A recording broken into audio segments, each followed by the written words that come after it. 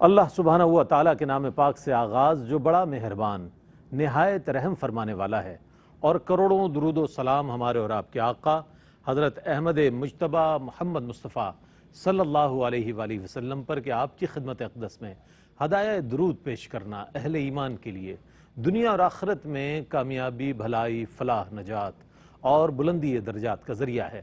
اللہم صلی علی سیدنا و مولانا محمد وعلی آل سیدنا و مولانا محمد مبارک وسلم۔ ناظرین محترم، السلام علیکم ورحمۃ اللہ وبرکاتہ۔ میں ہوں آپ کا میزبان محمد رئیس احمد اور پیش کیا جا رہا ہے پروگرام روشنی سب کے لیے۔ الحمدللہ ماہ رمضان المبارک میں آپ سے ملاقات رہی رحمت سحر میں۔ پوری دنیا میں رہنے والے ARYQ TV دیکھنے والے تمام ناظرین کا میں بہت شکر گزار ہوں کہ جنہوں نے الحمدللہ رحمت سحر اور پوری ٹرانسمیشن کو، ماہ رمضان المبارک کی ٹرانسمیشن کو دیکھا، اس کے ساتھ جڑے رہے، بہت اچھے کمنٹس دیے، بہت پذیرائی کی، بہت تحسینی کلمات آپ نے کہے، بڑی دعاؤں سے نوازا، بڑی توجہات آپ نے دی، بہت وقت عنایت فرمایا۔ اللہ تعالیٰ آپ کے گھروں کو شاد و آباد رکھے، اللہ تعالیٰ آپ کو اسی طرح دین کے ساتھ جوڑے رکھے، اور اسی طرح دین کی محبت، قرآن کی محبت، حضور علیہ السلام کی، آپ کے اہل بیت و اصحاب رضوان اللہ تعالیٰ علیہ مجمعین کی محبت آپ کے دلوں میں اسی طرح قائم و دائم رکھے، اور ARYQ TV کو مزید استقامت عطا فرمائے کہ وہ اسی طرح ایسے پروگرامز پیش کرتا رہے کہ جس سے آپ کی سیرت سازی بھی ہو، کردار سازی بھی ہو، اور معاشرے کے لیے بہترین وہ اصول دیے جائیں کہ جس سے ہماری سوسائٹی جو ہے وہ ایک آئیڈیل اسلامک سوسائٹی کا تصور پیش کر سکے۔ اور الحمدللہ گزشتہ تمام سالوں میں ARYQ TV کی کوشش رہی ہے کہ معیاری پروگرام پیش کیے جائیں، معیاری انداز میں پیش کیا جائے، اور علماء حضرات سے جو گفتگو آپ تک پہنچے ان کے واقعی مطالعے کی روشنی میں پہنچے۔ آج میں شکریہ ادا کرنے کے لیے ابتدائی کلمات میں نے ادا کیے، چونکہ ظاہر رحمت سحر میں پورا مہینہ ماہ رمضان المبارک میں آپ کا اور ہمارا ساتھ رہا، اور ایک بار پھر وہ سلسلہ یہیں سے آغاز ہو رہا ہے جو ماہ رمضان المبارک سے پہلے روشنی میں ہم حاضر ہوتے تھے۔ اسی طرح انشاءاللہ پیر، منگل، بدھ یہ سلسلہ جاری رہے گا، متنوع موضوعات کے ساتھ ہم آپ کی خدمت میں حاضر ہوتے رہیں گے۔ عبادت کی قبولیت آج ہمارا موضوع ہے، اور عبادت کے حوالے سے ظاہر انسان کے ذہن میں تصور ہوتا ہے کہ نماز، روزہ، حج، زکوٰۃ اور دیگر چیزیں جو ہے وہ جو اللہ کی بارگاہ میں انسان پیش کرتا ہے عاجزی کے ساتھ، تواضع کے ساتھ، انکساری کے ساتھ، وہ ایک اس کو پرفارم کرنے کا ایک انداز ہوتا ہے، لیکن اس کی قبولیت کے جو معاملات ہیں وہ بہت سے لوگوں کے ذہن میں نہیں ہوتے، اور یہ چیزیں ہر ایک بندے پر مستحضر ہوتی بھی نہیں ہیں، صرف اس پر ہوتی ہے کہ جس کی لگن ہو، چاہت ہو کہ جناب اس میں کیسے خوبصورت آئی جائے، عبادت میں حلاوت کیسے پیدا کی جائے، اور اس کی صحیح معنوں میں ثمرات اور اثرات مجھ پر کیسے مرتب ہوں گے، میرے جسم و جان پر، میرے اعمال و افعال پر۔ تو اس شخص کو اللہ تعالیٰ یہ انعام ضرور عطا فرماتا ہے کہ اس پر یہ چیزیں مستحضر فرما دیتا ہے کہ تمہاری عبادت ہے، لیکن اس کی قبولیت جو ہے وہ کس درجے میں ہے اور کس کس طرح ممکن ہے۔ انشاءاللہ اس پر آج بات ہوگی۔ ہمارے علماء حضرات یہاں تشریف فرمائیں جو اس پر گفتگو فرمائیں گے۔ ہمارے ساتھ موجود ہے ممتاز و معروف عالم دین، ایک ایسے عالم دین کہ جن سے میرا بہت دیرینہ تعلق ہے، اور ابتدا سے آپ کی علمی استعداد کا میں قائل ہوں اور معترف ہوں، اور بہت وقی مطالعہ رکھتے ہیں ماشاءاللہ قرآن و حدیث کے حوالے سے۔ علامہ مفتی احسن نوید نیازی صاحب، السلام علیکم ورحمۃ اللہ وبرکاتہ۔ وعلیکم السلام ورحمۃ اللہ وبرکاتہ۔ اور آپ کے ساتھ تشریف فرما ہیں ڈاکٹر سید مظہر اقبال شامی صاحب، ایک بہت ہی مقتدر شخصیت ماشاءاللہ، اور تدریس سے وابستہ ہیں، اور ماشاءاللہ ایک بہت ہی عمدہ مطالعہ رکھنے والی شخصیت۔ تشریف فرمائیں، السلام علیکم ورحمۃ اللہ وبرکاتہ۔ اچھا مفتی صاحب، میں چاہوں گا آپ ہی سے آغاز کریں۔ عبادت کی ادائیگی اور قبولیت میں ایک فرق جو ہے نا عام طور پر لوگوں پر واضح نہیں ہوتا ہے۔ وہ سمجھتے ہیں ہم نے عبادت کر لی تو یہ قبول بھی ہو گئی، چاہے وہ کسی بھی انداز میں کی جائے۔ نماز پڑھ لی آپ؟ جی جناب پڑھ لی۔ اچھا تلاوت کر؟ جی جناب کر لی۔ وہ سمجھتے ہیں کہ اسے پرفارم کرنا ضروری ہے۔ تو اس کے پرفارمنس میں اور اس کی قبولیت میں کیا اس کا فرق ہے؟ پہلے اس کو ارشاد فرمائیں۔ بسم اللہ الرحمن الرحیم، صلی اللہ علیہ حبیبی محمد وعلی آلہ وصحبہ بارک وسلم۔ رئیس بھائی، سب سے پہلے تو یہ کہ ماہ سیام گزرا، اللہ تبارک و تعالی ہماری عبادات قبول فرمائے اور ہماری دینی خدمات قبول فرمائے۔ آپ کا بھی ماشاءاللہ پروگرام رہا رحمت سحر جو ہے، اللہ تعالیٰ اسے بھی قبول فرمائے، اور کوئی غلطی کوتاہی بدتقاضا بشری ہوئی ہو تو اللہ تبارک و تعالیٰ درگزر فرمائے۔ اور ایک مرتبہ پھر ہم اپنے جو ہے وہ مستقل سلسلے روشنی سب کے لیے میں آ گئے، اور جو ہمارا شروع سے چلا آ رہا ہے، اور ہمارے ہمارے برے صغیر پاک و ہند میں تو ہفتوں اور مہینوں عید رہتی ہے، تو آپ کو تمام کو عید مبارک بھی ہو، چونکہ جنہوں نے ابھی ٹیون کیا ہے آپ کی جانب سے۔ اللہ تعالیٰ آپ کو بھی سلامت رکھے، RYQ TV کی پوری ٹیم کو سلامت رکھے، اور ہمارے ناظرین کو، ویورز کو بھی اللہ پاک سلامت رکھے، سب کو اپنی رحمتوں برکتوں سے نوازے۔ آمین آمین۔ اب آ جائیے سوال کی طرف۔ تو دیکھیں اس کے اندر پہلے تو میں ایک قاعدہ واضح کر دیتا ہوں کہ بہت سے لوگ جو ہے وہ لفظ کے حوالے سے، تاکہ وہ بھی سب کو پتہ چل جائے کہ معانی کے ساتھ ساتھ ہم چونکہ جو ہے وہ الفاظ کے بارے میں بھی لوگوں کو بتاتے رہتے ہیں، الفاظ کی بھی اپنی ایک اہمیت ہے کہ درست لفظ جو ہے وہ ادائی ہے یا ادائیگی ہے۔ ادائی، تو درست لفظ جو ہے وہ ادائی ہے۔ میں قاعدہ بھی بتا دیتا ہوں تاکہ آسان رہے، یاد رہے سننے کے لیے، کہ جس لفظ کے آخر میں ہے ہو، ہائے حوض جو ہے آخر میں جس میں ہے ہو، تو اس لفظ سے جب صفت بنائی جائے گی، اس میں صفت بنایا جائے گا، تو اس میں لفظ گاف کا اضافہ کیا جائے گا، ورنہ نہیں کیا جائے گا۔ جیسے ہائے حوض اور ہائے ہتی کا فرق بھی بتا دیجیے۔ ہائے ہتی یعنی وہ حیدر والی ہے، حکومت والی ہے، جسے جو ہے وہ لوگ حلوے والی ہے بھی کہتے ہیں ناظرین کے لیے، اور ہائے حوض تو جو ہے وہ لڑی والی ہے بھی ہوتی ہے اور دو چشمی ہے بھی ہے۔ ویسے اردو میں تو دو چشمی ہے میں اور لڑی میں فرق کیا جاتا ہے، لیکن عربی کے اندر چونکہ جو ہے وہ لڑی والی ہے نہیں ہوتی، دو چشمی ہے ہوتی ہے۔ بہرحال دو چشمی ہے ہو یا لوڑی والی ہو، جب آخر میں لفظ کے آخر میں ہوتی ہے تو اس کا لکھنے کا انداز ایک ہی جیسا ہوتا ہے، تو اسی لیے اس میں ہم فرق نہیں کرتے۔ تو یہ جو دو چشمی ہے یا لوڑی والی ہے جب کسی لفظ کے آخر میں ہو، تو اس سے جب اس میں صفت بنائیں گے، ایڈجیکٹو بنائیں گے، تو پھر حرف گاف کا اضافہ کریں گے، ورنہ نہیں کریں گے۔ جیسے لفظ زندہ، اس کے آخر میں کیا ہے، اس سے جب اس میں صفت بنے گا تو زندگی۔ تابندہ کے آخر میں ہے تو اس سے اس میں صفت بنے گا تابندگی۔ شائستہ، زندگی کہتے ہیں لوگ، زندگی ہے، زندگی ہے، تابندگی۔ اسی طرح شائستہ سے شائستگی، شستہ سے شستگی وغیرہ۔ اچھا، اب لوگ غلطی کہاں کرتے ہیں، لفظ ہے درست، اب جب درست سے اس میں صفت بنے گا تو آخر میں ہے نہیں ہے، گاف نہیں آئے گا، درستگی غلط ہے، اب درستی۔ ایسے ہی ناراض کے آخر میں ہے نہیں، ناراضی ہوگا، لوگ غلط طور پہ ناراضگی کہتے ہیں۔ اسی طرح ادا کے آخر میں دیکھیں ہے نہیں، الف ہے، تو اس میں صفت بنے گا تو ادائی آئے گا، ادائیگی غلط ہے۔ تو بہرحال اچھا، ایک ہوتا ہے غلط العوام اور ایک ہوتا ہے غلط العام۔ غلط العام ہی فصیح وہ تو چل جاتا ہے، لیکن جو غلط العوام ہے وہ بہرحال فصیح نہیں ہوتا، تو اس سے ہمیں بچنا چاہیے۔ تو ناراضی، درستی، ادائی، یہ درست لفظ ہے۔ تو اب ہم آ جاتے ہیں معانی کی طرف، یہ تو تھی لفظ کی بحث، اب معنی کی بحث، گرامر کی بات گرامر ہو گیا۔ اب آ گئے جب معنی کی طرف کہ ادا میں اور قبولیت میں کیا فرق ہے۔ دیکھیں ادائی کے بارے میں سمجھیں کہ ادائی جو عبادت کی ہوتی ہے یہ تین طرح کی ہوتی ہے، ایک ہوتی ہے اکمل، ایک ہوتی ہے کامل، اور ایک ہوتی ہے ناقص۔ کامل ادائی کسے کہتے ہیں کہ آپ نے فرائض و واجبات کی رعایت کے ساتھ جو عبادت ادا کی ہے، یہ کامل ادائی ہے۔ ناقص ادائی کیا ہے کہ فرائض و واجبات میں خلل ہے، فرائض و واجبات کی مکمل رعایت آپ نے ملوث نہیں رکھی، تو یہ ناقص ہے۔ اکمل کیا ہے، فرائض و واجبات کے ساتھ ساتھ سنن و مستحبات کی رعایت بھی آپ نے ملوث رکھی ہے۔ اور اگر اس کو زیادہ بڑے پیمانے پر اس کو میں بیان کروں، الفاظ اگر اس کے لیے ہم دوسرے استعمال کرنا چاہیں، زیادہ اس کو دائرہ وسیع کرنا چاہیں، تو یہ آداب ظاہرہ اور آداب باطنہ دونوں کی رعایت کے ساتھ جو عبادت ہے وہ کہلائے گی اکمل۔ اب آ جائیں قبول کی طرف، کہ قبول کے اندر قبول بھی ہوتا ہے دو طرح کا۔ ایک قبول کا معنی تو یہ ہے کہ فرض ذمے سے ساقط ہو جانا، فرض ادا ہو جانا، کہ آپ نے فرض ادا کر دیا، عبادت آپ نے ادا کر دی۔ دوسرا قبول ہے اس پر اجر و ثواب کا ترتب ہونا، اللہ تبارک و تعالیٰ کا اس پہ ثواب عطا فرمانا، اجر عطا فرمانا۔ اور جب ہم عرف عام میں لفظ قبول کہتے ہیں تو اکثر اس سے مراد یہی معنی لیتے ہیں، اجر و ثواب کا ترتب۔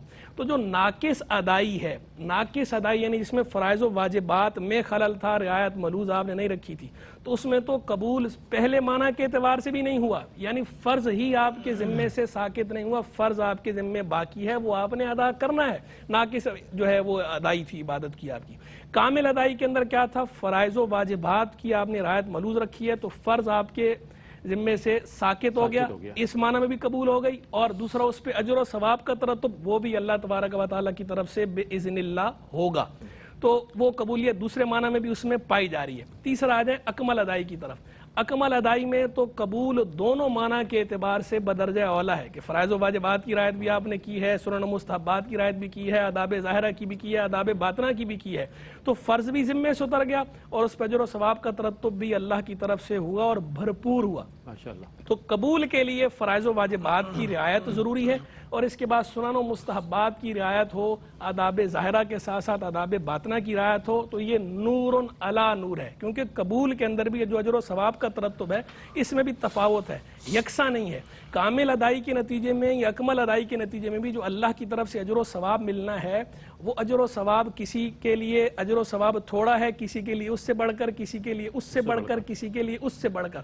اس کا تعلق بندے کی نیت کے ساتھ، بندے کے قلب کے ساتھ، حضور قلب کے ساتھ، خشوع و خضوع کے ساتھ، اور جن حالات میں وہ عبادت کر رہا ہے ان حالات کا بھی اس میں دخل ہوتا ہے۔ تو یہ سارا میں نے آپ کے سامنے بالکل جو ہے وہ واضح مشرح کر دیا ہے کہ ادائی کس طرح ادائی اور اور قبول کس قبولیت طرح میں کیا فرق ہے، بڑے اچھے انداز میں گرامر کے اعتبار سے بھی سمجھا دیا، اور ویسے بھی ہم شاہ صاحب کی جانب بھی بڑھیں گے، لیکن ایک وقفہ ہے، وقفے کے بعد لوٹیں گے، ہمارے ساتھ رہیے گا۔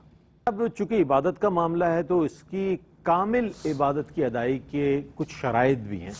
اچھا، وہ کیا کیا شرائط ہیں اگر ہم اس کو پیش نظر رکھیں عبادت سے پہلے تو ممکن ہے ان چیزوں کو پیش نظر رکھ کر جب ہم عبادت کریں گے تو وہ کامل عبادت کے درجے میں پہنچ جائے؟ اس حوالے سے کیا شرائط ہیں، شاہ صاحب کیا فرمائیں گے اس حوالے سے؟ بسم اللہ الرحمن الرحیم، الحمدللہ رب العالمین، لہ النعمت ولہ الفضل ولہ الثناء الحسن والصلاة والسلام علی سیدنا محمد طہ الامین۔ پہلے تو آپ کا اور پوری کیو ٹی وی کی پوری ٹیم کا بہت بہت شکریہ۔ الحمدللہ آپ نے جو سوال کیا کہ کامل ادائیگی کے لیے شرائط کیا ہے، سب سے پہلے ہم اس بات کو سمجھ لیں کہ کامل ادائیگی کے لیے 3 شرائط ہیں۔ سب سے پہلے صحت ایمان ہونا، مسلمان ہونا، یہ شرط ہے۔ قرآن کریم کی آیت مقدسہ ہے، اللہ رب العزت نے ارشاد فرمایا وَمَن يَعْمَلْ مِنَ الصَّالِحَاتِ مِن ذَكَرٍ أَوْ أُنثَىٰ وَهُوَ مُؤْمِنٌ فَأُولَٰئِكَ يَدْخُلُونَ الْجَنَّةَ وَلَا يُظْلَمُونَ نَقِيرًا۔ فرمایا کہ جو نیک عمل کرے، مرد ہو یا عورت، اور ایمان کی حالت میں ہو، تو یہی وہ لوگ ہیں جو جنت میں داخل ہوں گے۔ تو سب سے پہلے جو ہے وہ ایمان شرط ہے۔ کافر پوری زندگی کوئی نیک عمل کرتا رہے، اچھے غریبوں کے ساتھ حسن سلوک کرتا رہے، تو اس کے کوئی عمل کا فائدہ نہیں ملے گا۔ ہاں، دنیاوی طور پر اس کو جزا دے دی جائے گی، دنیاوی طور پر اس کے پاس نعمت آ جائے گی، گاڑی گھر وغیرہ، لیکن لا خلاق لہ فی الآخرہ، اس کے لیے آخرت میں کوئی حصہ نہیں۔ اور ابن ماجہ شریف کی حدیث پاک ہے، حضرت عبداللہ جندب بن عبداللہ رضی اللہ تعالیٰ فرماتے ہیں کہ نبی کریم علیہ السلام کی بارگاہ میں ہم ہوتے تھے، کننا عند النبی صلی اللہ علیہ وسلم نحن تعلمنا الایمان قبل ان نتعلم القرآن ثم تعلمنا القرآن فازددنا به ایمانا۔ فرمایا کہ ہم نبی کریم علیہ السلام کی بارگاہ میں ہوتے تھے، سب سے پہلے ہم نے ایمان کو سیکھا ہے، سب سے پہلے ہم نے عقیدے کو سیکھا ہے، سب سے پہلے ہم نے اصول ایمان کو سیکھا ہے۔ جب ہم نے حضور کی بارگاہ میں سے یہ سیکھ لیا، پھر ہم نے قرآن کو سیکھا۔ اور فرماتے ہیں کہ جب ہم نے قرآن کو سیکھ لیا تو ہمارے ایمان میں اضافہ ہو گیا۔ تو یہ حدیث پاک ہمیں بتا رہی ہے کہ سب سے پہلے مومن ہونا شرط ہے۔ اور دوسری شرط جو آپ نے پوچھی ہے وہ یہ ہے کہ اخلاص ہونا۔ جب تک اخلاص نہیں ہوگا وہ عمل اسے فائدہ نہیں دے گا۔ اور نبی کریم علیہ السلام کا وہ پیارا فرمان بھی ہے کہ حضور نے فرمایا، امام حاکم نے اسے مستدرک میں روایت کیا، فرمایا اتقوا الریا اتقوا الشرک الاصغر۔ تو حضور نے فرمایا کہ شرک سے بچو، اور پھر اس کی شرک اصغر کی وضاحت فرمائی کہ وہ ریا ہے۔ تو انسان اگر کوئی عمل اللہ رب العزت کی رضا کے بجائے اگر وہ لوگوں کی تعریف کے لیے اور لوگ اس کو عزت کی نگاہ سے دیکھیں، یہ اگر لوگوں کے لیے عمل کرتا ہے تو یہ پھر ریاکاری ہے۔ اچھا، عبادت کی تعریف کیا ہوگی؟ ہم اس عبادت کو بھی سمجھ لیں۔ تو عبادت کا معنی ہے اقصی غایت الخشوع والخضوع، انتہائی درجے کی ذلت، انتہائی درجے کی عاجزی اور انکساری کے ساتھ اطاعت کرنے کا نام عبادت ہے۔ اصطلاح شرع میں اگر ہمیں عبادت کا معنی دیکھیں تو اللہ رب العزت کی رضا کے لیے مکلف کا نفس کے خلاف اللہ کی تعظیم کے لیے کوئی کام کرنا، یہ عبادت کہلاتا ہے۔ اور انسان جب عمل اللہ رب العزت کے لیے کرتا ہے تو بالکل اس کے لیے برکتیں ہی برکتیں ہیں۔ قرآن کریم کی وہ آیت کریمہ ہے کہ جو اپنے رب سے ملاقات چاہتا ہے تو فَلْيَعْمَلْ عَمَلًا صَالِحًا، یعنی فَلْيُخْلِصْ لَهُ، چاہیے کہ وہ اپنا عمل اللہ کی رضا کے لیے کرے۔ تو اخلاص کے ساتھ عمل کریں گے تب اس کی برکت بھی ملے گی۔ اور ایک جملہ بھی بڑا پیارا ہے کہ النجات الاخلاص سر النجات، کہ کامیابی جو ہے، کامیابی کا راز وہ اخلاص ہے۔ اور میں چونکہ عرب میں بھی رہا اور عرب میں اکثر اہل عرب سے یہ جملہ بھی سنا، کہا کرتے تھے کہ ما کان للہ یبقی، جو عمل اللہ کی رضا کے لیے کیا جائے گا وہ عمل باقی رہے گا. اور پھر عادت اور عبادت کو اگر ہم سمجھیں کہ ہم بعض اوقات بہت سارے امور کر رہے ہوتے ہیں، لیکن ہم اگر ان میں اچھی نیت کر لیں گے تو یہ عبادت بن جائیں گے. اچھا، مثال کے طور پر کوئی شخص ہے استراحت کے لیے مسجد میں ٹھہر جائے، تو وہ اس کا بیٹھنا اگر وہ اچھی نیت کر لے، اعتکاف کی نیت کر لے تو اسے ثواب مل جائے گا. لیکن استراحت کے لیے کوئی شخص ایسے ہی بیٹھا رہے تو اس کو ثواب نہیں ملے گا، یہ عادت کہلائے گی. تو ہمارا جب عمل اللہ رب العزت کی رضا کے لیے ہوگا تو اس میں بڑی برکت بھی ملے گی. اور سیدنا عمر رضی اللہ تعالیٰ عنہ ایک دعا کیا کرتے تھے، اللہم اجعل کل عملی لرضا اللہ. آپ فرماتے تھے اے اللہ میرا تمام عمل اپنی رضا کے لیے جو ہے مجھے اس کی توفیق دے. یہاں پہ آخری بات عرض کرتا چلوں، جو تیسری شرط ہے وہ تیسری شرط یہ ہے کہ ان یکون العمل موافقا للشرع، کہ عمل جو ہے وہ شریعت کے مطابق. اب اگر انسان جو ہے وہ شریعت کے مطابق اعمال نہیں کر رہا تو پھر اس کے اعمال کا کوئی فائدہ نہیں ہوگا. مثال کے طور پر ہم یوں سمجھ لیں کہ ایک ہے سجدہ اور ایک ہے رکوع. اب کوئی شخص سجدہ کو پہلے ادا کر لے، رکوع کو بعد میں کرے، تو بولے بھائی سجدہ کا تو زیادہ مقام ہے لہٰذا میں نے سجدہ پہلے کر لیا ہے. لیکن چونکہ اس نے رسول کریم علیہ السلام کی تعلیمات کے مطابق سجدے کو ادا نہیں کیا ہے، نماز کو صحیح طریقے سے ادا نہیں کیا، تو اس کا یہ عمل قبول نہیں ہوگا. یہاں پہ دیکھیں کہ نبی کریم علیہ السلام کے نے جو ہمیں تعلیمات بتائیں، حضور کا ایک وہ پیارا فرمان کہ نبی کریم نے فرمایا صلو کما رأیتمونی اصلی، میں جیسے نماز پڑھ رہا ہوں تو مجھے دیکھ کر نماز پڑھو. اگر نبی کریم علیہ السلام کی تعلیمات کے مطابق اور آپ نے جو نماز کا طریقہ بتایا ہے، جو عبادات کا طریقہ بتایا، اگر ان کے مطابق عبادات ادا کیے جائیں تو وہ قابل قبول ہوں. بہت عمدہ. 3 شرائط بڑی بنیادی جو آپ نے ارشاد فرمائی کہ ایک تو ایمان کی سلامتی، دوسرے اخلاص، اور تیسرے یہ کہ شریعت کے مطابق ہر عمل ہو، شریعت سے متصادم نہ ہو کہ ہم کوئی عمل کرتے جائیں ہم کہیں شریعت بھی اس کی اجازت دیتی ہے، اپنے طور پر اگر اس کو اختراع کے طور پر آپ شامل کر لیں کسی بھی عمل کو تو، لیکن شریعت وہ ہے کہ جو نبی کریم علیہ السلام کا عمل مبارک ہے اور قرآن کریم کی جو تعلیمات ہیں، جو احکامات ہیں، نبی کریم علیہ السلام کی سنت مبارکہ پر عمل کرتے ہوئے ہم جو عمل کریں گے انشاءاللہ ہمارا وہ ہر عمل جو ہے ضرور شریعت ہوگا. اچھا، ایک چیز اور، عبادت تو ہم کرتے ہیں لیکن یہ کیسے ہمیں معلوم ہوگا کہ ہماری عبادت جو ہے وہ قبولیت کے درجے تک جا رہی ہے؟ وہ کیا چیزیں ہیں، کن چیزوں کا جاننا ضروری ہے؟ اس لیے میں چاہتا ہوں فرمائیے گا. اس میں سب سے پہلی بات تو یہ ہے کہ ہر عبادت کا اپنا ایک پروٹوکول ہے، تو اس پروٹوکول کو ملحوظ رکھنا ضروری ہے. یعنی فرائض کی اور واجبات کی رعایت بہت زیادہ ضروری ہے. جب تک فرائض و واجبات کی رعایت ملحوظ نہیں رکھی جائے گی تو قبول دوسرے معنی کے اعتبار سے تو دور کی بات ہے، پہلے معنی کے اعتبار سے بھی قبولیت کا تصور نہیں ہے. جیسا کہ میں نے شروع میں بتایا کہ قبول 2 طرح کا، ایک ہے فرض کا ذمے سے اتر جانا، فرض ادا ہو جانا، اور ایک ہے اجر و ثواب کا ترتب. تو جب آپ فرائض و واجبات کی رعایت ملحوظ نہیں رکھیں گے، جو اس عبادت کا پروٹوکول شریعت کی طرف سے مقرر کیا گیا ہے اس پروٹوکول کو ملحوظ نہیں رکھیں گے، تو دوسرے معنی یعنی اجر و ثواب میں قبول درکنار پہلے معنی کے اعتبار سے قبول کا جو تھا کہ فرض ذمے سے اتر جانا، فرض ہی آپ کے ذمے سے نہیں اتر رہا، تو فرض کو ذمے سے اتارنے کے لیے بھی اجر و ثواب کا ترتب تو اگلی چیز ہے. پہلی چیز تو فرض کا ذمے سے ساقط ہونا ہے، فرض کا ادا کرنا ہے. تو جب تک فرائض و واجبات کی رعایت آپ نہیں کریں گے، جو شریعت کی طرف سے مقرر کردہ آداب فرائض یا واجبات کی صورت میں آداب کے لیے آگے اس لیے وضاحت کی کہ آداب ہر طرح کے ہوتے ہیں. کچھ آداب کا تعلق سنن کے ساتھ ہے، کچھ آداب کا تعلق مستحبات کے ساتھ ہے، کچھ آداب کا تعلق واجبات کے ساتھ ہے، کچھ آداب کا تعلق فرائض کے ساتھ ہے. ملحوظ تو سارے ہی آداب کو رکھنا چاہیے، لیکن جو فرسٹ پرائورٹی ہے وہ فرائض و واجبات ہے. جو آداب فرائض و واجبات سے متعلق ہیں وہ آداب ملحوظ رکھنا تو بہرحال ضروری ہے، کیونکہ کامل عبادت کے لیے جیسا کہ میں نے شروع میں بتایا فرائض و واجبات تو ضروری ہیں، ورنہ ناقص میں آپ چلے جائیں گے. اکمل میں تو آگے جانا ہے، پہلے یہ کامل کا درجہ ہے، کامل کے بعد اکمل کا درجہ ہے. تو فرائض و واجبات کو ملحوظ رکھنا ضروری ہے. جب تک فرائض و واجبات کو ملحوظ نہیں رکھیں گے تو قبول کا خیال ذہن سے نکال دیں. یہ ہمارے ہاں بہت زیادہ سستی پائی جاتی ہے، اس میں تساہل برتا جاتا ہے لوگوں کو. جناب جو شریعت کی طرف سے مقرر کردہ پروٹوکول ہے عبادت کا، جو فرائض و واجبات ہیں، اس میں سستی برتتے ہیں. کہتے ہیں کہ اللہ قبول کرنے والا ہے. اللہ بے شک قبول کرنے والا ہے، لیکن یہ بڑی بیزاری کے ساتھ عبادت کرتے ہیں. جبکہ یہ وہی نماز پڑھ رہے ہیں، آپ ادھر دیکھ رہے ہیں ادھر دیکھ رہے ہیں، جس کی آپ پاؤں کدھر ہیں آپ کے، سر آنکھیں کدھر جو قبول کرنے والا خدا ہے، جس کی آپ عبادت کر رہے ہیں، وہ اسی خدا کی مقرر کردہ حدود ہیں. جب آپ اس کی مقرر کردہ حدود کو اسی کی عبادت میں فالو نہیں کریں گے تو کہاں فالو کریں گے؟ یہ تو عبادت تو ہے ہی خاص اس کے لیے. آپ نے تو عام زندگی میں بھی اس کی حدود کو فالو کرنا تھا، لیکن جب آپ عبادت میں بھی اس کی حدود کو فالو نہیں کر رہے تو کہاں فالو کریں گے؟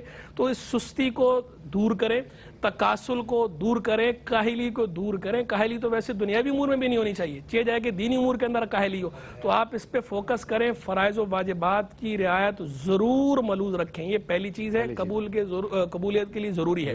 دوسری آ جائیں، دوسری بات جو ہے وہ اخلاص خلاص، یعنی 100 باتوں کی ایک بات اخلاص. بغیر اخلاص کے عبادت ایسے ہے جیسے بغیر روح کے جسم. جس طرح ایک جسم کے اندر جو ہے وہ روح نکال لی جائے تو اس جسم کی کوئی حیثیت نہیں بچتی، تو اسی طرح عبادت میں سے اگر اخلاص نکال لیا جائے تو آپ نے گویا عبادت کی روح نکال دی ہے. تو عبادت کی روح جو ہے وہ اخلاص ہے، اس اخلاص کو ملوز رکھنا ضروری ہے. قبول کے لیے اخلاص بھی ضروری ہے. پہلی چیز فرائض و واجبات کی رعایت ضروری ہے، دوسری خلوص ضروری ہے، اخلاص ضروری ہے، اور ساتھ ساتھ پھر خشوع و خضوع ہے. آپ کا رب کے ساتھ تعلق ہو، وہ عبادت جس کے اندر آپ کا تعلق رب کے ساتھ مضبوط ہوتا، آپ کو محسوس ہو رہا ہو، تو وہ اس کے اندر امید قبول زیادہ ہے. ادروائز جو ہے وہ آپ قبول کی امید زیادہ نہ لگے. ویسے تو اللہ تبارک و تعالیٰ قادر مطلق ہے، چاہے تو ہماری ناقص عبادتوں پر اگر اجر و ثواب عطا فرمانا چاہے تو وہ قادر ہے، وہ پابند نہیں. لیکن جو ایک اصول رکھا گیا ہے، اصول یہ ہے کہ ہم نے جو اس کی طرف سے مقرر کردہ حدود ہیں ان حدود کو ضرور ملوز رکھنا ہے. قبول کا کیسے پتہ چلے گا؟ میرے خیال میں شاید بریک ہے، اس کے ایک وقفہ ہے، وقفے کے بعد لوٹیں گے. بہت عمدہ انداز میں آپ نے ایک چیز جو ارشاد فرمائی وہ ہمیں پیش نظر رکھنی چاہیے کہ عبادت کا ایک پروٹوکول ہے. اس چیز کو بہت پیش نظر ہے. آپ چھوٹے سے کسی کونسلر کے پاس چلے جائیں گے تو آپ لائن میں کھڑے ہوں گے، جناب سائن کرانا ہے. اللہ رب العزت جو خالق کائنات اور مالک کل ہے، اس کی آپ عبادت کر رہے ہیں اس کے حکم کے مطابق، اور اس میں بھی پروٹوکول آپ اس کو نہیں پیش نظر رکھ رہے ہیں، اس کی تعظیم اور تقدیس آپ کے پیش نظر نہیں ہے عبادت کی، تو پھر ضرور اس میں کہیں نہ کہیں کمی اور کجی رہ جائے گی. ایک وقفہ ہے، وقفے کے بعد لوٹیں گے، مفتی صاحب اپنا جواب مکمل فرمائیں گے. ہمارے ساتھ رہیے گا. جناب آپ کا خیر مقدم ہے. وہ کون سی ضروری چیزیں ہیں کہ جن کا معلوم ہونا ہمارے لیے اشد ضروری ہے کہ آیا ہماری عبادت جو ہے وہ قبولیت کے درجے میں ہے؟ اس کے حوالے سے جواب کا آخری حصہ انشاءاللہ مفتی صاحب بیان فرمائیں گے، اور اس کے بعد ہم اگلے سوال پر جائیں گے. جی بسم اللہ. جی تو میں یہ عرض کر رہا تھا کہ قبول کے لیے کن چیزوں کا ہونا ضروری ہے، اس پہ تو گفتگو ہو گئی. جو سوال کا دوسرا جز تھا کہ ہمیں کیسے پتہ چلے گا کہ ہماری عبادت قبول ہوئی، اس پر تھوڑی سی گفتگو کر دیتا ہوں. ایک تو یہ کہ سب سے پہلے آپ یہ دیکھیں کہ آپ نے اس عبادت کے آداب ظاہرہ اور آداب باطنہ کی رعایت ملوز رکھی ہے یا نہیں، فرائض و واجبات کی رعایت ملوز رکھی ہے یا نہیں، سنن و مستحبات کی رعایت ملوز رکھی ہے یا نہیں. اگر آپ نے ان تمام چیزوں کی رعایت ملوز رکھی ہے تو آپ اللہ تبارک و تعالیٰ سے حسن ظن رکھیں کہ آپ کی عبادت قبول ہوگی. ان تمام چیزوں کی رعایت رکھنا یہ اس بات کی علامت ہے باذن اللہ کہ آپ کی عبادت مقبول ہے، کیونکہ اللہ تبارک و تعالیٰ فضل فرمانے والا ہے. وہ کسی کے اجر کو ضائع نہیں کرتا، کسی کی عبادت کو بے وجہ ضائع نہیں کرتا. اگر کوئی ایسا کام کر دیا ضائع کرنے والا وہ الگ بات ہے، ورنہ ویسے وہ پورا اجر عطا فرماتا ہے. تو آپ نے اگر یہ ملوز رکھے ہیں تو یہ اس بات کی علامت ہے کہ آپ کی عبادت مقبول ہے. دوسرا معاملہ یہ کہ آپ کے دل میں گداز پیدا ہونا، رقت قلب پیدا ہونا، یہ بھی اس بات کی علامت ہے کہ آپ اللہ تبارک و تعالیٰ کے قریب ہو رہے ہیں. اس عبادت سے آپ کو نفع ہو رہا ہے، یہ عبادت اللہ کے ہاں باذن اللہ مقبول ہے، تبھی اس کے اثرات آپ کے قلب پہ ظاہر ہو رہے ہیں. تو دل گداختگی، دل میں سوز کا پیدا ہونا، رقت کا پیدا ہونا، دل کا گداز ہونا، یہ قبول ہونے کی علامت ہے. اور تیسرا یہ ہے کہ عبادت جو ہے وہ بندے کو اللہ سے حسن ظن ہی رکھنا چاہیے، عبادت صحیح کرنی چاہیے، اور اس کے بعد جو ہے وہ حسن ظن رکھنا چاہیے کہ آپ کو اگر عبادت کی توفیق مل رہی ہے، ایک عبادت کے بعد دوسری عبادت کی توفیق ملنا بھی اس بات کی علامت ہے کہ آپ کی عبادت قبول ہو رہی ہے، تو اللہ آپ کو توفیق عطا فرما، ورنہ تو توفیق عبادت ہی سلب فرما لی جاتی ہے. تو آپ کو عبادت کی توفیق ملنا بھی اس بات کی علامت ہے، نشانی ہے کہ آپ کی بات قبول ہو رہی ہے۔ تو لہذا بندے کو اللہ سے حسین اپنی طرف سے جو ہمارا کام ہے، جو ہمارا اینڈ ہے، اپنے اینڈ سے ہم نے کام صحیح کرنا ہے، آداب ظاہرہ آداب باطنہ سب کی رعایت رکھنی ہے، فرائض واجبات سنن مستحبات سب کی رعایت ملحوظ رکھنی ہے، اس کے بعد قلبی طور پر مطمئن ہو جائیں، پرسکون ہو جائیں کہ باذن اللہ مقبول ہوگی۔ لیکن یہ سکون اس درجے تک نہ چلا جائے کہ آپ کو تکبر میں یا عجب میں مبتلا کر دے، اس میں مبتلا نہیں ہونا، تواضع انکسار سے کام لینا ہے، لیکن اللہ سے لو لگائے رکھیں اور اللہ سے پر امید رہیں، اللہ سے حسن ظن ہی رکھیں۔ بہت اچھی بات، بہت اچھی بات۔ عبادت کا حق تو کوئی ادا نہیں کر سکتا، وہ ادا کرنے والے انبیاء مرسلین تھے کہ جنہوں نے اللہ کی عبادتیں کی اور اسے راضی کیا۔ بندہ، ایک عام بندے کی بات کر رہا ہوں، وہ تو صرف ایک اس کے حکم کی تعمیل کرتا ہے اپنی پوری کوشش کے ساتھ، حتی المقدور اس کی کوشش ہوتی ہے کہ وہ ایسی عبادت کر لے کہ جو اللہ کی بارگاہ میں پیش ہونے کے بعد مقبول ہو جائے۔ اور جو بات بنیادی آپ نے ارشاد فرمائی کہ ایک نیکی کے بعد، ایک عمل کے بعد دوسرے عمل کی توفیق مل جانا، یہ بھی بڑی نعمت ہے، اور گزشتہ عبادت کی قبولیت کا ایک ثمر ہے کہ آپ کو اللہ تعالیٰ نے ایک بار پھر یہ توفیق مرحمت فرمائی کہ آپ اس کی بارگاہ میں۔ یہ کوئی کم بات ہے کہ ایک بندہ جو ہے اپنے مالک کی بارگاہ میں حاضر ہو جائے اور سربہ سجود ہو جائے۔ سوچے تو رات کو کبھی آنکھ کھل جائے تہجد کے لیے تو لوگ کہتے ہیں یار پتہ نہیں کیا بات ہے، نیند نہیں آ رہی، خواب آور گولیاں کھا لیں۔ آپ یہ سوچیں کہ ہو سکتا ہے آپ کو تہجد کے لیے بیدار کیا گیا ہو سکتا ہے اللہ نے آپ سے سجدہ، اس وقت آپ کا کیا ہوا سجدہ اللہ کی بارگاہ میں قبول ہو، اس وقت کی ہوئی دعا آپ کے لیے اللہ کی بارگاہ میں قبول ہو جائے۔ کتنی بڑی بات ہے۔ ہم یہ سمجھتے ہیں جناب نیند نہیں آ رہی، طبیعت خراب ہے، یہ اللہ کی طرف سے توفیقات ہیں اگر اس کو غور کیا جائے۔ ایک اور بات، چونکہ اگر عبادت کی ادائی میں نقص رہ جائے تو کیا اس کی قبولیت بھی متاثر ہو جاتی ہے اور قبولیت بھی اثر انداز ہو جاتی ہے؟ کیا فرمائیے گا شاہ صاحب؟ بالکل قبولیت بھی متاثر ہوتی ہے، لیکن یہ دیکھنا ہوگا کہ وہ کمی کس طرح کی ہے۔ کمی اگر فرائض و شرائط کی رعایت میں اگر کمی ہے تو بالکل وہ عمل ہی ادا نہ ہوا، سرے سے وہ عمل ہی ادا نہ ہوا۔ لیکن اگر وہ کمی سنن اور مستحبات میں ہے تو سنن اور مستحبات چونکہ سنت کے حوالے سے آتا ہے السنت لاکمال الفریضہ، سنت جو ہے یہ فرض کو مکمل کرنے کے لیے ہوتی ہے، تو سنن اور مستحبات میں اگر کمی ہو بھی گئی تو اللہ رب العزت جو ہے وہ اس کو درگزر فرمانے والا ہے۔ لیکن یاد رکھیں کہ ایک سنن اور مستحبات میں اگر کمی رہ گئی لیکن اخلاص ہے تو اللہ رب العزت تو قادر مطلق ہے، اخلاص کی وجہ سے اس کی اس کمی کو بھی پورا فرما دے گا۔ لیکن یہ بھی یاد رکھیں کہ اخلاص اور خشوع بھی بہت ضروری ہے، کہ اخلاص اور خشوع، اخلاص کے حوالے سے وہ بخاری شریف کی جو سب سے پہلی حدیث پاک ہے جو نبی کریم علیہ السلام نے فرمایا انما الاعمال بالنیات فمن كانت ہجرته الى اللہ ورسولہ فہجرته الى ما ہاجر الیہ۔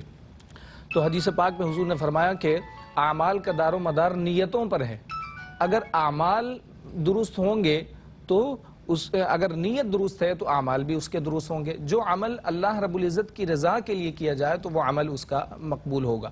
یوں ہی قبولیت میں کمی ہو سکتی ہے اگر خشوع اور خضوع کا خیال نہ رکھا جائے۔ مثال کے طور پر کوئی شخص نماز پڑھ رہا ہے لیکن نماز میں خشوع و خضوع کا اس نے خیال نہیں رکھا، فرائض اور واجبات کو تعدیل ارکان کے ساتھ جو ٹھہر ٹھہر کر نماز ادا کرنا چاہیے اس طریقے سے اس نے ادا نہ کیا، تو چونکہ اس نے خشوع اور خضوع کے طور پر نماز کو ادا نہ کیا، چونکہ کہا جاتا ہے کہ الثواب علی قدر الخشوع، کہ ثواب جو ہے وہ خشوع اور خضوع کے اعتبار سے ہوتا ہے۔ اب ایک شخص ہے کہ جو انتہائی توجہ اور عاجزی کے ساتھ، انکساری کے ساتھ عبادت کر رہا ہے تو بالکل اس کی عبادات قبول ہوگی انشاءاللہ رب کی رحمت سے۔ لیکن ایک وہ شخص ہے جو خشوع و خضوع کے ساتھ جو ہے وہ نماز نہیں پڑھ رہا ہے، وہ اپنے کاروباری لحاظ سے اپنے سارے حساب کر رہا ہے، وہ اپنے دنیاوی معاملات میں مصروف ہے، ذہن دنیا کی طرف ہے، بالکل، تو خشوع و خضوع میں جب کمی ہوگی تو یقیناً عبادت بھی ضرور متاثر ہوگی۔ ضرور متاثر۔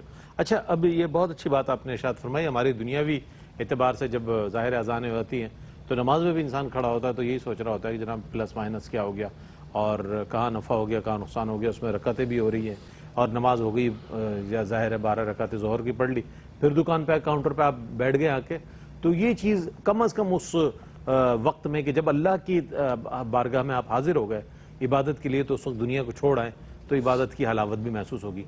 اب سب سے اہم سوال آج کی اس موضوع کا، اور توجہ سے سنیے گا، کہ عبادت جو ہے وہ ضائع کیسے ہو جاتی ہے۔ دیکھیں، بندے نے وضو کیا، نماز کے لیے کھڑا بھی ہو گیا، بندے نے نیت کی نیت کے بعد وہ عبادت کر گزرا لیکن وہ ضائع ہو گئی، کیسے ضائع ہو جاتی ہے؟ اس میں دیکھیں سب سے پہلی بات تو یہ ہے کہ عبادت کے ضائع ہونے کا سب سے بڑا اور بنیادی سبب جو ہے پرائمری، وہ ریزن کیا ہے؟ کفر و شرک۔ اگر کوئی بندہ کفر و شرک میں العیاذ باللہ مبتلا ہو جائے تو اس کا یہ کفر و شرک میں مبتلا ہونا اس کے سابقہ اعمال کو اکارت کر دیتا ہے، ضائع کر دیتا ہے، اس کی پچھلی عبادات ضائع ہو جاتی ہیں۔ اللہ تبارک و تعالی ہم سب کو کفر سے بھی بچا کے رکھے، ہر طرح کے کفر سے بچائے اور شرک سے بھی بچائے۔ اللہ تعالی ہمیں ایمان پہ ثابت قدمی عطا فرمائے۔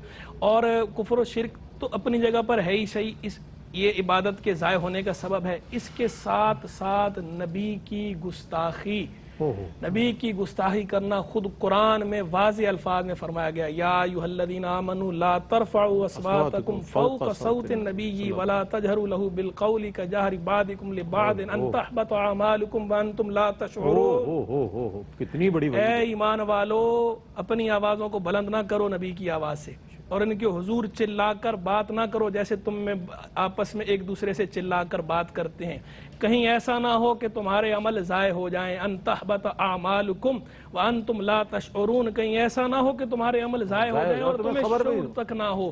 تو نبی کی گستاخی عمل ضائع ہونے کا سبب بنتی ہے، اور بلکہ یہاں تک فرما دیا گیا کہ یہ حضور کے سامنے آواز بلند کرنا تو یہ صرف حضور جان عالم علیہ السلام کی ظاہری حیات طیبہ کے ساتھ خاص نہیں ہے، بلکہ سرکار علیہ السلام کے وصال کے بعد جہاں آپ تشریف فرما ہیں مرکز انور کے اندر، وہاں کا ادب، وہاں کا پروٹوکول بھی یہی ہے کہ آپ نے وہاں ایسی آواز بلند نہیں کرنی، چلانا نہیں ہے، واویلا نہیں مچانا، نہ ایسی نعرے بازی کرنی ہے، نہ ہلڑ بازی کرنی ہے، جیسا کہ ابھی ماضی قریب میں ہوا، چند دن پہلے ہوا، بڑا سانحہ ہوا، اس پر ساری امت مسلمہ کو افسوس ہوا۔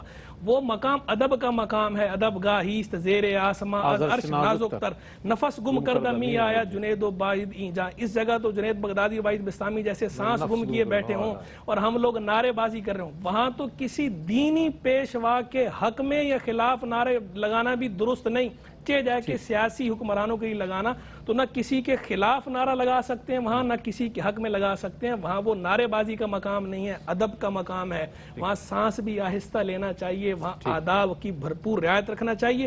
اور پھر جو ہے اگلی بات ریاکاری، ریاکاری بھی عبادت کو ضائع کر دیتی ہے، ریاکاری سے اسی طرح تکبر بھی عبادت کو ضائع کرتا ہے، اسی طرح اگر آپ نے صدقے کی صورت میں نیکی کی ہے، وَلَا تُبْطِلُوا صَدَقَاتِكُمْ بِالْمَنِّ وَالْأَذَىٰ، احسان جتائیں گے صدقہ ضائع ہو گیا، تکلیف پہنچائی صدقہ ضائع ہوگا، تو یہ چیزیں عبادت کو ضائع کرنے والی ہیں، ان سے بچنا چاہیے۔ اللہ تبارک و تعالی ہمیں کامل بلکہ اکمل عبادت ادا کرنے کی توفیق مرحمت فرمائے، اور عبادت ضائع کرنے والے اعمال سے ہمیں بچا کے محفوظ رکھے۔ بہت اچھی بات ہے۔ اچھا پیغام شاہ صاحب آپ کیا دیجیے گا کہ عبادت کی قبولیت کے حوالے سے ہمیں کتنا بیدار رہنا چاہیے؟ ابھی ماہ رمضان مبارک گزرا ہے، لیکن ابھی لوگوں میں وہ جذبہ میں دیکھ رہا ہوں کہ ماشاءاللہ وہ عادت ہے نا نمازوں کی، ماشاءاللہ اللہ کرے کہ یہ بقیہ 11 مہینوں میں بھی جاری رہے، اس کی قبولیت کے لیے بھی ہم وہ کوششیں کریں۔ کیا پیغام دیجیے گا اس حوالے سے؟ نبی کریم علیہ السلام کا فرمان ہے، بادروا بالاعمال الصالحہ فستکون فتن کقطع اللیل المظلم۔ حضور نے فرمایا کہ اعمال صالحہ کرنے میں جلدی کرو، ان قریب فتنے برپا ہوں گے رات کی طرح تہ در تہ، تو اتنے زیادہ فتنے برپا ہوں گے، تو وہ فتنے کے ظہور سے پہلے ہی ہم اعمال صالحہ کر لیں۔ ماہ سیام ابھی گزرا، تو میں ان ناظرین سے بھی کہوں گا کہ خاص طور پہ جو اعتکاف میں بیٹھے، اعتکاف میں انہوں نے بڑی نیتوں کا اظہار کیا ہوگا کہ ہم آئندہ سے جو ہے نماز کے پابند رہیں گے۔ ہماری مائیں بہنیں بھی اسی طرح گھروں میں اعتکاف میں بیٹھی ہیں۔ بالکل تو ماہ سیام میں عبادت کا شوق و جذبہ بڑھ جاتا ہے، اور ہم بہت ساری نیتوں اور شوق کے ساتھ ہم ماہ رمضان میں ہوتے ہیں، اور جیسے ہی اعتکاف ختم ہوتا ہے تو اس وقت بھی ہمارا شوق و جذبہ بیدار رہتا ہے۔ لیکن میں ناظرین سے یہ کہوں گا کہ جنہوں نے شوق اور جذبے کو بیدار رکھا، اب انہیں ماہ رمضان کے بعد بھی ان نیکیوں کے ساتھ اپنی زندگی کو گزارنا چاہیے۔ آپ دیکھیں کہ زندگی میں ہر ایک شخص کے لیے کوئی نہ کوئی ٹریننگ کے لیے کچھ ایام ہوتے ہیں، تو ماہ سیام ہمارے لیے ایک ٹریننگ کے لیے،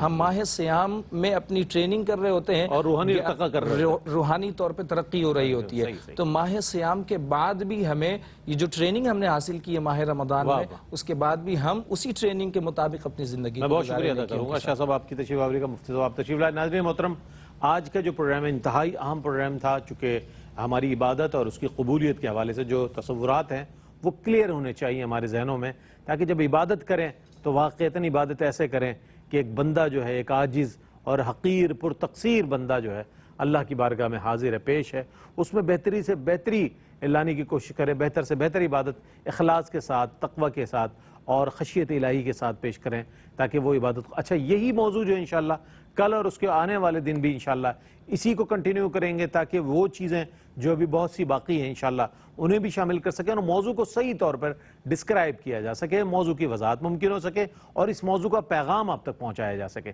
کل تک کے لیے اپنے میزبان محمد رئیس احمد کو اجازت دیجیے، اللہ حافظ۔ ناظرین، اگر آپ ایسی ہی مزید ویڈیوز دیکھنا چاہتے ہیں تو ہمارا ARYQ-TV کا چینل سبسکرائب کیجئے اور بیل آئیکن کا بٹن دبانا نہ بھولیے تاکہ آپ سے کوئی پسندیدہ پروگرام مس نہ ہو جائے۔